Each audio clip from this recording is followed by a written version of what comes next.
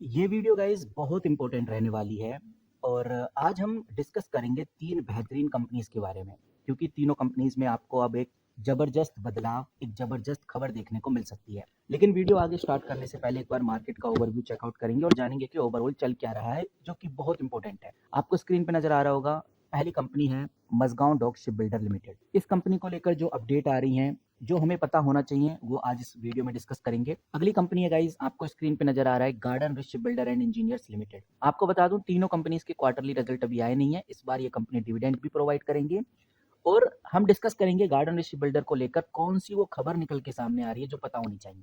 अगली कंपनी है coaching shipyard. Coaching shipyard भी शिप बिल्डिंग बेस्ड कंपनी है। तीनों ही कंपनी शिप बिल्डिंग और सबमरीन से रिलेटेड कंपनी है। तीनों ही कंपनी डिफेंस से रिलेटेड कंपनी है और तीनों कंपनीज को लेकर जो खबरें आ रही हैं आज के टाइम पे, वो हम डिस्कस करेंगे। आज का टाइम क्या है वो भी मैं आपको बताना चाहूँगा। आज है गाइस 19 जनवरी 2026, मंडे का दिन है। पूरा मार्केट लाल पड़ा है, आप देख सकते हैं स्क्रीन पे। Nifty 50, Sensex, Bank Nifty, Nifty IT small cap, हर कहीं आपको लाल निशान देखने को मिल रहा है। फ्राइडे को मार्केट में अच्छी तेजी आई थी। फ्राइडे के बाद सैटरडे और संडे 2 दिन मार्केट क्लोज रहा। मंडे को आज खुला है, तो आज हमें एक जबरदस्त गिरावट देखने को मिली है। अगर हम सेंसेक्स की बात करें तो यहाँ पर आप देखिए, सेंसेक्स लगभग 500 पॉइंट्स आज नीचे की तरफ गिरता हुआ नजर आया है। वहीं अगर हम बात करें निफ्टी 50 की, निफ्टी 50 आप देखेंगे 25,534 का जो लेवल है उसको निफ्टी 50 अभी टेस्ट कर रहा है। इतना ही नहीं गाइस, कुछ बड़ी कंपनीज आज गिरती हुई नजर आई, जिसके अंदर सबसे इंपॉर्टेंट कंपनी रिलायंस इंडस्ट्री आज लगभग 3.5% नीचे गिरती हुई नजर आई। ऐसा इसलिए क्योंकि जो रिलायंस इंडस्ट्री है, इसके Q3 के जो रिजल्ट थे वो थोड़े ठंडे रहे। प्रॉफिट ग्रोथ की बात करें तो सिर्फ 0.6% ही था। जो रिलायंस इंडस्ट्री का रिटेल बिजनेस है, इसमें थोड़ी सुस्ती देखने को मिली। इस वजह से आज हमें रिलायंस इंडस्ट्री 4% तक खिसकता हुआ नजर आ रहा है। सिर्फ रिलायंस इंडस्ट्री के साथ ही ऐसा नहीं हुआ, अगर आप आईसीआईसीआई बैंक देखेंगे तो वो भी आज हमें लगभग 3% के आसपास नीचे गिरता हुआ नजर आ रहा है। अब ये जो आईसीआईसीआई बैंक है, इसमें ध्यान देने वाली बात यह है कि जो आरबीआई बैंक है, उसने 1283 करोड़ एक्स्ट्रा प्रोविजन यानी पैसा लगा रखा था। अब इसके अंदर जो आरबीआई बैंक है, उसने 1283 करोड़ का जो एक्स्ट्रा प्रोविजन था, उस पैसे को अलग रख दिया। ऐसा इसलिए क्योंकि आईसीआई के अंदर कुछ एग्री लोन में कुछ स्ट्रक्चरल गलती पाई गई है।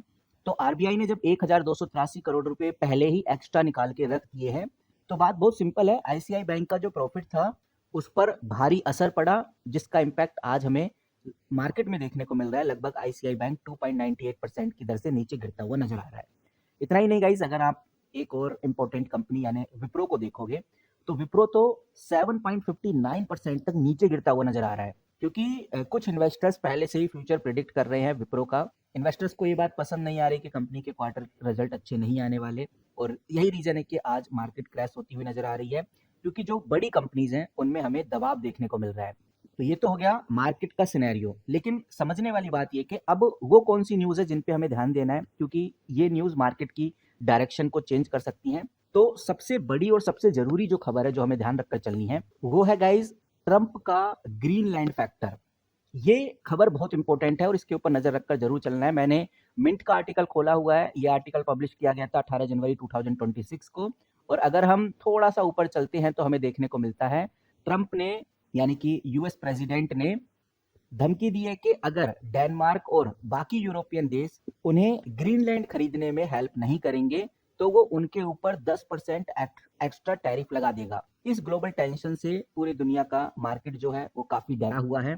खासकर एफआईआई का खेल काफी इंपॉर्टेंट होता है। एफआईआई जो विदेशी इन्वेस्टर्स हैं, वो इंडियन मार्केट से ही नहीं पूरे ग्लोबल मार्केट से पैसे को खींच रहे हैं, निकाल रहे हैं, और जब तक ये पैसे निकालते रहेंगे, सेलिंग चलती रहेगी, तब तक मार्केट में रिकवरी थोड़ा मुश्किल है। इस बात का हमें ध्यान रखना है, और ये भी एक बड़ा रीजन रहा कि आज इंडियन स्टॉक मार्केट हमें क्रैश होता हुआ नजर आया है।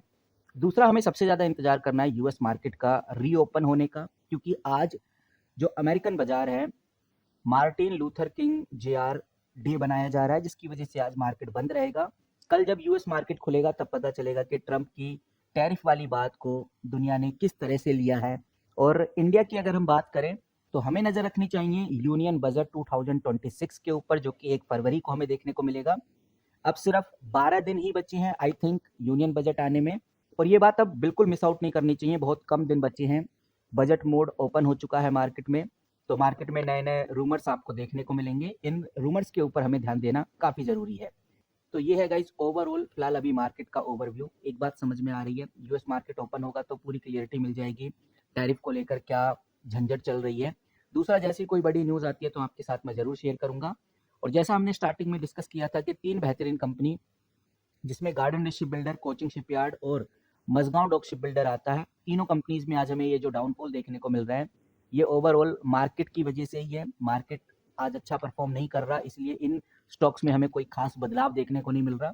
एक बात और क्लियर करना चाहूँगा, तीनों कंपनीज के क्वार्टरली रिजल्ट अभी आना बाकी हैं, तो उससे भी बड़ी पिक्चर क्लियर होती हुई नजर आएगी। फिलहाल कोचिंग शिपयार्ड को मैंने स्क्रीनर पे खोला हुआ है। अगर मैं डॉक्यूमेंट्स के अंदर जाता हूँ तो जो लेटेस्ट अपडेट है वो 8 जनवरी की है, जो हम ऑलरेडी डिस्कस कर चुके हैं।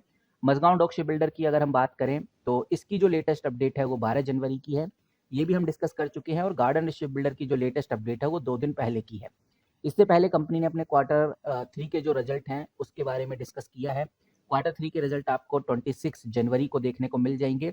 इस बार Garden Ship Builder interim dividend भी प्रोवाइड करने वाला है, तो देखते हैं कि भाई इंटरिम डिविडेंड किस तरह का कंपनी इस बार प्रोवाइड करती है। फिलहाल जो सपोर्ट लेवल और जो रेजिस्टेंस लेवल है वो सेम रहेगा जो पहले था। और कुछ न्यूज़ के अंदर एक न्यूज़ ये भी निकल के आ रही है कि केरला जो है, केरला के अंदर पोनी पोर्ट के अंदर second largest ship building yard बनने वाला है। और जो फर्स्ट है वो ऑलरेडी कोची में बन चुका है, बन गया है, उस पर काम हो रहा है। लेकिन जो second largest ship building yard बनेगा वो केरला के अंदर हमें देखने को मिलेगा, जिसके अंदर टोटल इन्वेस्टमेंट 1200 करोड़ अभी तक लग चुकी है।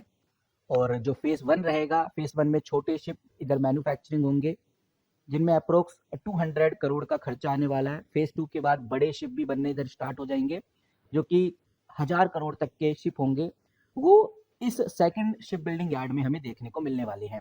बाकी ये भी देखने में आ रहा है कि ये जो प्रोजेक्ट है ये पीपीपी मॉडल के द्वारा बनाया जा रहा है, यानी गवर्नमेंट प्लस प्राइवेट कंपनी मिलकर इस प्रोजेक्ट को कंप्लीट करेंगे। ये बात बिल्कुल सही है कि इससे लोकल जॉब क्रिएट होने वाली हैं। लॉन्ग टर्म में केरला को शिप बिल्डिंग में एक स्ट्रॉन्ग बनाना, और लॉन्ग टर्म में सरकार का प्लान है कि केरला को शिप बिल्डिंग में काफ़ी स्ट्रॉन्ग बनाया जाए। लेकिन सवाल ये है कि क्या Mazagon Dock Ship Builder, Garden Ship Builder और कोचिंग शिपयार्ड को इस अपडेट का कोई फ़ायदा होगा या नहीं? तो जवाब है गाइस, कोई खास फ़ायदा हमें देखने को नहीं मिलेगा। लेकिन अगर कोई कनेक्शन आगे चल के देखने को मिलता है तो आपके साथ ज़रूर शेयर करूँगा। बाकी अगर हम वन बाय वन करके समझे तो मझगांव डॉक शिप बिल्डर, इस कंपनी का जो मेन फोकस है वो वॉरशिप को लेकर है। स्कॉर्पियन सबमरीन बनाती है ये कंपनी, ऑफशोर पेट्रोल वेसल्स बनाती है ये कंपनी, रिपेयरिंग और मैन्युफैक्चरिंग में धीरे धीरे आगे बढ़ रही है। वहीं गार्डन शिप बिल्डर भी काफ़ी जानी मानी कंपनीज में से एक है। इस कंपनी का भी main focus anti submarine, warcraft, patrol vessels बनाना ही है।